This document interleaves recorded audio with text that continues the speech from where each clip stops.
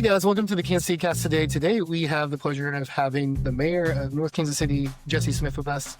I know Jesse as a real estate guy. I'm an investor and also an agent as well, just like the three of us. But I also know Jesse, more importantly, as the mayor of North Kansas City, formerly on the city council prior to that. So Jesse, today, obviously, Mason, Micah, I'm Jarred. We're in chat through why Kansas City, why North Kansas City, all the fun things that are going on here. So tell us a little bit more about who you are. All right. So as you said, I'm the mayor of North Kansas City. Been in the job about 6 months. Got elected back in April in a very tight election against a friend as the incumbent. Prior to that, 6 years on the city council. Originally, I'm from Georgia. Okay. Grew up near Savannah, Georgia. Beautiful town, great place to visit. Then I went through Florida and Carolinas, Charlotte, North Carolina, another beautiful spot. And then I moved here in 2013. And I was traveling a ton at that point. I lived on the road 250 nights a year. Wow. Yeah, when I finally left that, it was just no good work-life balance. By 2018, I dove headfirst into real estate, got to know my neighbors, started holding community urban nights, open invite to whoever wanted to come. Got to meet a few city council members, became friends, and then ultimately jumped into city government, which is just a huge shift from what I ever expected to be doing. So what ended up bringing you here originally? Yeah.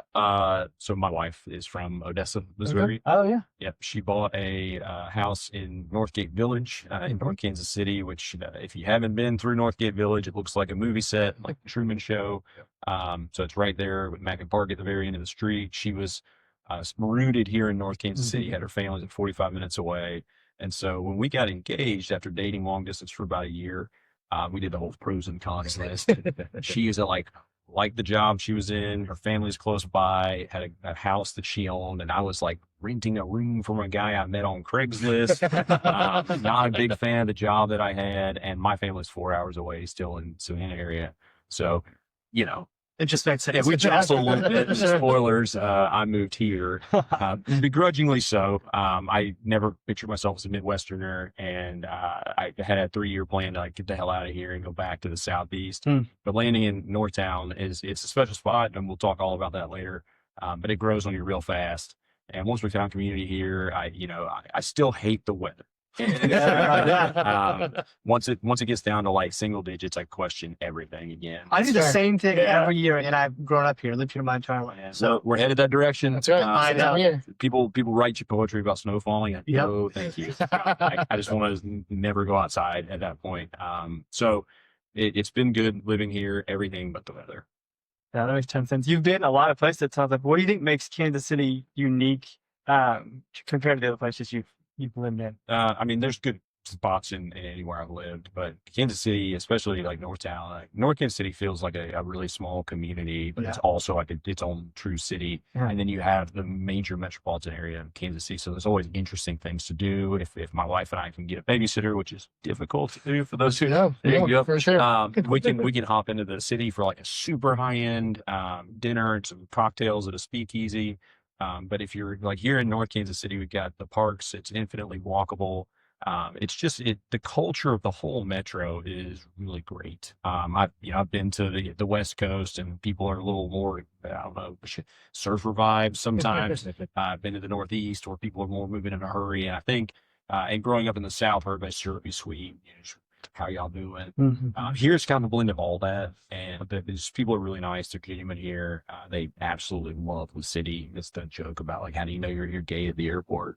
Just donned up in like all stuff. Yeah, that's right. Sports apparel. So. And that's what's so cool about it. It's not just the sports stuff. Like we literally have like Kansas City themed everything. Yeah, which is awesome. And people rock it. Yeah. So like living in Florida is kind of the opposite. Like that's how it juxtaposes. I lived in Tampa, Florida, and like nobody's from Tampa. Nobody is from Tampa. They're from New York or Ohio, Michigan. Like they just they didn't have the money to make it to Miami. Again, no hate to Florida. I hate to Tampa. Like they didn't have the money to make it to Miami or like South Florida, so they just kind of got stuck in Tampa. And it was always hard to drive there. And you had students, tourists, and people who moved from the Midwest, upper Midwest. Yeah. And here it's everybody's from here. Except for me, it seems. Like I assume you're all. We're all born and raised. Yep. Very nice. And so, I mean, obviously a lot's happened here with Kansas City since you moved here 12 years ago. what do you think has been kind of the coolest developments you've seen, or what are you excited for in the future?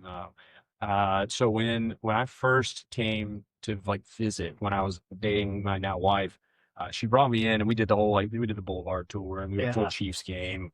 My Falcons were playing the Chiefs at that time, and like this was in the Matt Castle era, so we just smashed. It was a rough time with the Chiefs. And we went to Georgia Mizzou game, which I'm a Georgia Bulldog. So when I first came to Northtown, it was like I asked my wife, what's going on here? Like, it's an industrial area. There's some like housing that's half built out at this point. To set the timeline, it was like 2012. And so like half of my neighborhood didn't exist. It all got stuck in the 2008 downturn. And so I'm like, well, like, why'd you pick this spot? It's kind of weird. She's like, well, it's coming along, see. So we went out for a walk and we walked by like the soft opening of Cinder Block, like to set the time. And they've been around now for a long time. And so we went in and we're like, what's going on? Like craft beer is the hot thing now. And so we stopped and we got to meet Bryce, the owner, and just started to feel like, hey, there's people who live nearby who are investing in their community. And you could feel some of that like positive momentum. It's really early. Like Chicken and Pickle is still a dirt lot. It was a dream in Dave Johnson's head somewhere. And so to see it come from that to like what we see now, where there's stuff going on all the time. There's we're doing the block party stuff now. It's a really cool thing to watch the city blossom. Now they've had heydays before. I feel like it was in a bit of a trough, and now it's coming back up. I'll take all the credit for that. That's right. Absolutely. 6 months, right? That's right. Yes. It's been busy. A few years on city council before that, so you got some something to hang your hat on there. My 6 years on the city council felt like 20 years because much of it was during COVID. Oh my gosh, that time warp of what the heck is going on? So, yeah, I mean, I think we've talked a lot about on the podcast about how North Kansas City really, there's parts of Kansas City that feel, the other suburbs feel kind of fine. But North Kansas City kind of has its own unique flavor that I think most people don't really realize unless you really spend a lot of time here. Yeah, the secret's starting to get out too. Yeah, for sure. Real estate prices will show that. Well, I mean, the funny part to me is like people like to proxy it. So like you look at the South burbs and how they've like developed south of downtown, and then you get to Brookside and Waldo, and then you get further out, then you're like down in Leawood and Park. If you mirror that north, like that would put us right in that Waldo Brookside area. And like we have similar feel as that old streetcar suburb on a grid layout. But the thing that we have is like sidewalks that you walk on. Again, hey, no hate to Brookside. But the sidewalks are trash and you can't push a stroller on those. So having spent a lot of time pushing strollers around here and walking, and it's an area that we take care of our infrastructure very much so. We're not strapped with the major sprawl of the Kansas City area where they're trying their best. But the prices don't reflect. Like, so a 2-bed bungalow in Brookside is what now, like $350? Probably something like that. It's $250 here. So there's still that value per square foot that like I think we have room to run. Where like you're still buying for value here in North Kansas City. And the services just outstrip that. And I can talk at length about all this. We'll also get there. Yep. What do you think the future of housing looks like specifically in North Kansas City? I know they're building quite a bit of apartments. They have the new apartments going up off Armour. They're still building those townhomes. Do you see kind of any larger single family developments going into the future? What do you think? If you had to kind of That's a good question. So we actually got the certificate of the final row homes built, so it's done. Like North Gate is built out. Sounds cool. That was a project that the city like conceived of in like the mid '90s, the late 1900s, right? And like laid the groundwork with visionary stuff, and took out a lot of like just dilapidated old apartments and put in what you see now. And it's City View, and it's the gardens at Northgate, and now 23rd and Swift, plus the single family development where I live. Yeah. And it's beautiful. It's like really, really well done, and it's finally built out.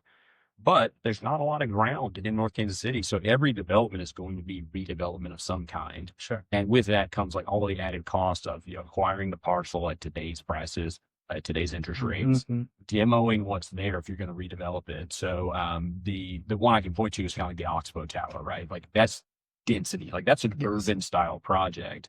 And we are kind of on that teetering edge between urban and suburban. So when they built the Oxbow, people had very polarized thoughts on it. Until we put McLean's in the bottom. We're all in now. That's right. Absolutely. Like you got McLean's, let's go. But I think that's where things are going to be headed. It's really hard to for the density that's needed in a city like this to get the things people want, the grocery stores, and support the services and those sorts of things.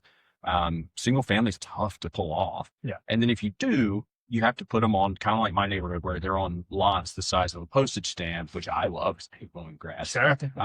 But you have to do that. And then you have to build houses that are so large on those parcels. You're seeing it kind of on the east side corridor. Forget the names of the neighborhood specifically, but you're getting these tiny lots of houses that just go vertical. Yeah. And those sell for $700,000-800,000. So then people are upset at the price points. Well, like economics are what they are. Yeah. So density is kind of the name of the game right now. Condos are very hard to pull off because people are gun shy about insurance costs and common assessments and all that kind of stuff. Like Rebellos, I don't know what their economic outlook is now, but it hasn't been great. The one in Miami shook everyone to their core. So it'll mostly, I think it's going to be mostly apartments going forward, but we're open to whatever somebody can propose and then can make work. Definitely. Yeah. I mean, I think condos, especially, you talk about density, right? That's usually what people think of when I think of density is the high rise and that kind of thing. And there's some opportunity for that, certainly in North Kansas City. But I think the question I think a lot of people probably have is how do you combine kind of the industrial history and feel with a kind of family friendly, comfortable place to live as well? Yeah, it's so part of it is how much agency do we actually have? Yes, for sure. A lot of it's private ownership doing private ownership things. Sure. So we had NT Realty, who was effectively part of the group that platted North Kansas City back, turn of the 18th century. And they had been holding much of the industrial in their portfolio. And then they sold a few years back to two entities, AdCap and then the Merriman family. And so we don't have a ton of agency in what goes on over there. We can rezone things at request. There's incentives that come along. We can sort of add in what we'd like to see. We like to work with them on what comes in. But you also have stuff like the rabbit hole. Yeah. I mean, the rabbit hole is amazing. Yeah. So the rabbit hole's in an old industrial paint warehouse. And so they gutted it and had put in this brilliant installation that's family and friendly for kids and all that. We've got ROKC. Oh yeah, for sure. So ROKC, again, industrial warehouse, shoved the roof up and put in these massive climbing structures, which are, kid friendly to an extent. Yeah, super challenging to climb. And we got stuff like that. And we get Screenland Armor. So at the Armor Road is kind of where you divide between the residential truly. Now we got some going in south of Armor and then the industrial and then that downtown piece where you got the Screenlands and you got the Rhino with live music, Mitch Amargo for craft cocktails, that sort of thing. So there's stuff for residents, there's stuff to come in and do. And then there's that industrial vibe that big tax base for the city, that pays the bills for a lot of the things we need to accomplish and provide. So I think maybe kind of moving forward past some of the development stuff that's happening, what do you think is kind of the biggest misconception you deal with as mayor of North Kansas City? Biggest misconception is where the hell we are. That's right. Yeah, we're a city with an identity crisis. And realtors, I'm looking at you, are the worst about it. 100%. Every time I see, hey, charming 2-bed bungalow in North Kansas City off 62nd Terrace. Report. It's not North Kansas City. Stop putting that in your listings. Stop putting it in your listings. So one of the things I've got on my perpetual priority list is sort of a rebrand of the city. We shouldn't change the legal name. There's history behind that. So rebranding to something more akin to Northtown, which is a moniker people seem to love. Northtown High. I mean, it's something that people can really gravitate around. And then if you're going to Northtown, I want you to know where you are. And so we're also working on stuff like pole mounted signs so that when you arrive, there's a sense of place. It's something we've struggled with. And the best point we have right now is hey, you know where Chicken and Pickle is? Sean, sorry, have you been to Screenland? That's North Kansas City. It's not, where the airport is. So that's a constant struggle with messaging where that's at. Yeah, we have conversations with people that are moving from out of town and to explain the difference between the Northland and North Kansas City. North Kansas City is south of the Northland, which sounds really confusing, but it's they make for some fun conversations. And my parents still I've just now I've been here over a decade and they just are learning that I don't live in Kansas. That's awesome. And then okay, so that's step one. You live in Missouri, but you're in Kansas City. You're no, I'm not. Yeah. But I'm in North Kansas City. I'm also the mayor, so let's get this right. And then it blows my dad's mind. So we'll go to church, rest downtown. So we'll leave downtown, drive into North, we'll go north to get to North Kansas City. That tracks. Then we go further north and we're back in Kansas City. What? And then we pass through that on to Gladstone, and then back to Kansas City. Yeah, oh my God. It's the most confusing layout ever. It is. And you can kind of describe it as like the Vatican City of the metro. Like we're just this 4.5 square mile dot in there, and that comes with its own challenges and benefits. Yeah, for sure. I mean, and it's amazing to think like in that 4.5 square miles, what you guys have managed to pack in here. I mean, truly some of our favorite parks to visit. Yep. I mean, you got kids, come to DAG. Sand Black's one of my favorite places to hit up with friends. Consistently high quality beers. I mean, and Chicken Pickle's wonderful for entertainment. We got Call Sign Brewing. We had, rest in peace. We had Big Rip for a long time. Just like so much going on down here. I don't want to keep naming because I'll forget stuff like Gio's and Christine's and Paul and Jack's. There's just all these cornerstone businesses have been here forever. And they still pack it in. So and Chapels. I mean, that's the sports museum. That's right. One of our favorite places too. Yeah. So. And they never. I take my parents there every time. Like they just don't miss. Yeah. Their menu is. They don't. Yeah. So for somebody who's been here for about 12 years now, 13 years, it sounds like, and math is hard. And not my forte. That's why I saw real estate. That's right. When you think of like your time in Kansas City, what's like a very distinct Kansas City memory that kind of sticks out to you? Oh man, my Kansas City memories. Like it's tough because like when I first visited with my wife, like a lot of that stuck in my head. For sure. We bounced around to like this is before the Tours and Rec Center, like at Boulevard, like going to that, and like experiencing the Boulevard tour, doing the like the game at Arrowhead. Arrowhead is like a quintessence. Like you go tailgate, you like eat somebody else's food. It's an experience. Like like they're like, hey, I was wearing Falcons gear at the time, and they're like, hey, welcome to Kansas City, jerk. Like come have some burn-ins at our tailgate, and like then we're all hugging it out and tossing some bags. Like that's a quintessential Kansas City. World Series in 2014 and 15. Went to games on both. Decked out in Royals gear, hey, gotta represent. And watching the team win, like that was really, really cool. And then, birth of my daughters here at North Kansas City Hospital, it obviously stuck in my head. And then just like kind of one-offs with getting to know like business owners in Northtown, like getting to sit down across the bar with like Bryce Shafter, who brews the beer and owns the building at Cinder Block. You can't get that everywhere. Like you just walk in. We had the Baruchery for a long time, a kombucha spot. So I would go in and talk to Sean and Amy. Like my wife technically went into labor at the brewery. Oh wow! Yeah, like special stuff. That's a memory there. There you go. So like it's that kind of stuff where you're sitting down across the table from the people who are like doing the thing. And I think that's pretty unique. So I gotta ask, you came here as a Falcons fan. I did. Where do you land now? Well, the teams have been on different trajectories since the time I moved here. I used to joke because like every city I would move to. So I moved to Tampa in 2009. If you look back on it, like don't fact check me entirely on this. Like the Bucks went like 2-14 that next year. Then I moved to Charlotte, North Carolina, and the Panthers went like 1-15. Like, it was horrible. I moved here, and Matt Castle leads the Chiefs like a 2-14 or 3-13 campaign. It was just atrocious. And then and my Falcons were in the Super. We don't talk about that. They were there, I think, for at least part of it, right? Yeah, for 3 quarters. They were in it. And that game still shows up. Like I go to Nebraska for Incher Martin. Like it's on the TV for no apparent reason. Yeah. So like. The Falcons have done this ever since, and the Chiefs have just been on a tear. So, like, yeah, absolutely. The good thing is, I'm a Braves and a Falcons fan by birth. Sure. And but they're they're NSC, and they're you can cheer for both. Exactly. And and when they show up, like, yes, I go to the Kauffman, I wear my Braves hat. Like, that's where I grew up. Falcons. It's been a while since I pulled that one out. They have not, I do. Oh my gosh! And the Chiefs are just so much fun to cheer for. Yeah. Like goodness, what a great! And it's sort of like the Chiefs where they're at now are reminiscent of that special group, the Royals, when it was Moose and Hosmer and Salvi and everybody singing like 1738 and Royals by Lord. Fun times. So it's hard not to cheer for those guys. Yeah, I mean, we always talk about Kansas City's flyover country, but if you stop here, you're probably not real life. Yeah, exactly. Like the first time I came in, I was like, shows my ignorance, but like growing up, it's flyover country to the coast at least. And so when I got here, I was just shocked at like the stuff that existed. Sure. Like there was rolling terrain and hills and bluffs and stuff. Like I had this idea that it was like Western Kansas where it's just like flat. Nothing like that. Yeah, nothing there. That was my impression, and obviously not the case. Yeah.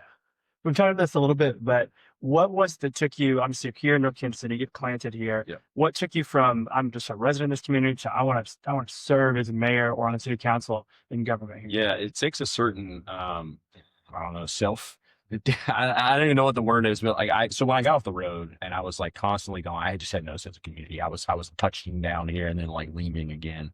And so once I realized, hey, like I'm not doing that job anymore, I'm going to be here more consistently. I wanted to get to know my neighbors, which is step one of anything. Sure. And so I was like, oh, what do people want to do? Like, I'm just going to go to Costco, buy a bottle of like Larceny bourbon, this big 175, and just plonk it down in the middle of the table. And so I just put the invite out like, hey, guys in Northtown, like come to my house. Here's the address. And just kind of like would mention it to people on the street. The first time I set this up, just in my backyard, I'm sitting there by myself. And a couple of people start filtering in. By the end of the night, we had 21 guys like sitting around a table, a whole fire going, and just like getting to know each other, building community. And it felt like that had been so badly wanted. And it just takes somebody to do the thing, like bring a reason for people to come together. And so once I did that, we started doing it every like other Thursday, and we just pack out like tons of people, and we had like good conversations, and we talk about all manner of things like how we met our wives, how we, what we try to act like we knew what we were doing, tasting bourbon. It tastes like tobacco. And, so we do all that. And then we started talking about like, what do we like about Northtown? Like, what would we, if we had the choice, like what would we change? Yeah. And turns out we had a couple city council members that had found their way in and were hanging out with us. And they were guys like roughly my age. And I said, well, like, if I can do it, I can too, I guess. And so we had a council member, like he was in his, I guess his 80s, and he was just done. Like he was done being on the council. And so he wasn't going to run back for his seat. So, all right. Talked to my wife. She's like, are you sure about this? And so I was like, yeah, I'll run. So I declare that I'm going to run, put my name in. And then immediately another lady in the neighborhood decides to run. And I've since, like, we've become friends. She's great. But like she had been married to a state senator and like had this whole political background. Oh, wow. So in her campaign fund, she had like $11,000 for an election. You're going to get like 100 votes to get you over the hump. Sure. And so I was like, oh, I'm up against it. And so I did like literally everything wrong. I spent like $200 on the whole campaign. I bought these white signs that are like about the size of a sheet of paper and planted them in the ground, and it snowed for like the next few months. Oh no. So you could not, so I got nobody's going to see it. You can't see the signs. But I went around, like I would knock on doors and I would ask people, what's going on? What are you concerned about? And like ended up like winning by a pretty good margin. And so I coasted in and immediately like got sideways with the current mayor at the time over like bike lanes. And so like that was fun right in. And then like ever since I've just kind of been making the good kind of trouble, I guess, as a city council member. And then my calling card is being available and like transparent and talking to people about any manner of thing. And like that's what my campaign for mayor was, three pillars: transparency, civic engagement, and community building. And I'm doing my best to deliver on those now, holding town halls when people sometimes just want to show up and be upset. Yeah. That's their right to do. Like people can't stand when their leaders, their elected representatives aren't listening. Yeah. And so I'm going out and I'm honestly like listening to what they have to say. I might not be able to do what they're asking me to do every time, but I'm internalizing that. I'm inviting my council members out. We've also got Citizens Academy here in Northtown where people can come in and like sign up, and it's hard to get in now. Like I did not think this would be the way, but like you can come in and they do like a 10-week thing where they'll take you all over town, the fire department, the police department, water treatment plant, teach you about how we make the sausage here in Northtown. And people have come off of that and joined boards and commissions like civic engagement. That's amazing. And then community building through block parties. So we in Northtown will do, if you want to have a block party with your neighbors, most people when I knock their door, so I don't know who lives around me. All right, meet them. Here's how you can do it. Apply for a grant. What do you need? $400 and we'll block off both ends of your block. Oh, wow. Throw a party in the street with your neighbors. And we had this program for years. I think we get like 2, maybe 3 a year. And we've had like almost a dozen in the past 2 weeks. That's and I try to get to as many as I can Yeah. to like meet everybody. And it's been very positive. Long-winded answer to your. No, that's great. It just shows you what the community is all about. I think that's one of the things that makes you talked about this with the Midwest and Kansas City and North Kansas City specifically so unique. It's the people. Yeah. And come hell or high water, whatever ends up being built here, or what businesses come and go, like the community is the people. Yeah. And as long as those people are here to engage with each other, I'd say it's really hard to be mean to somebody across like a burger and some potato salad. Oh yeah. Like get on your computer and you can be just a total jerk, Yeah. you know, with like impunity, and people love to do that. But you get those same people out engaging in community, and they're like super nice. And why can't you be this way? Yeah. Both ways. Turns out we probably all have more in common than we don't, right? Absolutely. Absolutely. Awesome. Is there anybody, as you kind of think about your journey here in Kansas City, that really stands out as like a really influential member of the community that you kind of has inspired you, or you kind of inspired you at? That's a good one. I mean, I can point to the folks who I met that, like, as I was doing the community building, like all the neighbors who've like, some are still here, some are not, just inspired me to get involved in city government. The city administrator and the deputy city administrator are like wonderful people. So Mike Nichols, Kim Nagahoto, they're so great. And what they do for the city is just, we can't say enough about that, but like they kind of exist under the radar. And then, you know, as I was getting into it, into community here, going to Church of the Resurrection has been a big thing. And Scott Crosstex, the community pastor there at the downtown location, and then Adam Hamilton is like over the mothership. Both of those guys are like such great, it holds space for people to think and have questions. And like, if you have a crisis of faith, that's fine. And so building that community out and like being a part of that has been huge. Like we found a small group at that church probably, I don't know, a year into living here. And like, we still hang out with those people. Back when, like, I think the only people that had kids, their kids were like 3 and 6, and now they're in high school, and we're like, all of us have multiple kids. Yeah. So we went from a group of like 8 people to like 20 people. The pictures get crazier and crazier. For sure. That's fun. Yeah. That's great. So I think that's probably a good time for us to kind of transition to our kind of closing piece here, our rapid fire questions. So these are a few questions here that just kind of encapsulate what Kansas City is and what you love about it. So first off, what's your go-to lunch spot, and what are you ordering when you get there? All right. Go-to lunch spot around here. So I hold a lot of lunch meetings, and typically chicken and pickle. Easy to go. That pickle chicken sandwich it never really misses. You know, honorable mentions places like Chapels and McLean's and Hog Jaw, like for their burnt ends are also excellent. Definitely. What's your favorite KC, or in this case, North Kansas City tradition? I mean, it's hard to look away from Snake Saturday. Yep. Snake Saturday it's a big party. We love doing that.